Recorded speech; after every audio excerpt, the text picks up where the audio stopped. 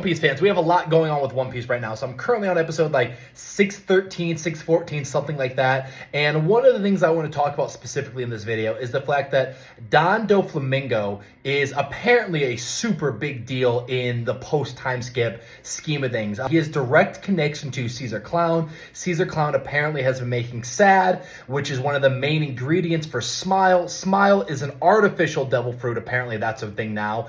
And one of the four emperors has been using Smile to create his own devil fruit user army. So if I had to make an assumption, I'm assuming that's Blackbeard. Going forward, I think it's probably pretty safe to assume that most of the bad things that happen connected to any science, devil fruit users, things like that, probably connected to Blackbeard in some degree. Not entirely sure I'm correct in that assumption, but that is the assumption I'm going to make going forward. One of the things I am super curious about is Zoro has the ability to kill a lot of people, but he seems to give mercy to a lot of people he goes up against. Like, for example, in this arc, he spares Monette, the woman who eats the snow fruit, who can basically turn things into snow and use snow abilities.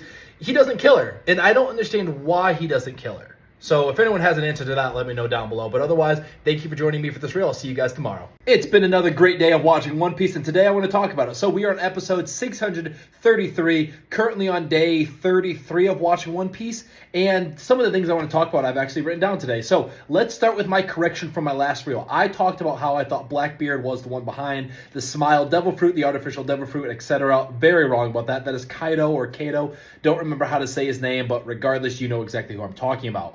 Next thing, we have Doflamingo has officially resigned as one of the warlords. In addition to that, Buggy is one of the 7 warlords. Now, I don't know if Buggy's any stronger, but he's definitely more popular and more people know about him. So that was kind of interesting to see that Buggy was literally one of the first villains or first bad guys Luffy went up against, beat him without even using any of his gears, and now this dude's a warlord. So that was kind of an interesting turn of events. In addition to Doflamingo resigning from the warlords, he also has the Flame fruit, which anyone who's not familiar, that is the same devil fruit that Ace or Luffy's non-biological brother had. Now, the reason why I mention that is because we also learn more information about the devil fruit itself, how they're kind of reincarnated after the devil fruit user dies, and how that's how people know what devil fruit is which. Now, there's some confusion here for me because we still haven't really been introduced to the devil fruit encyclopedia other than like 2 other times, and they've been very briefly mentioned, but we do know that Doflamingo has knowledge about some devil fruit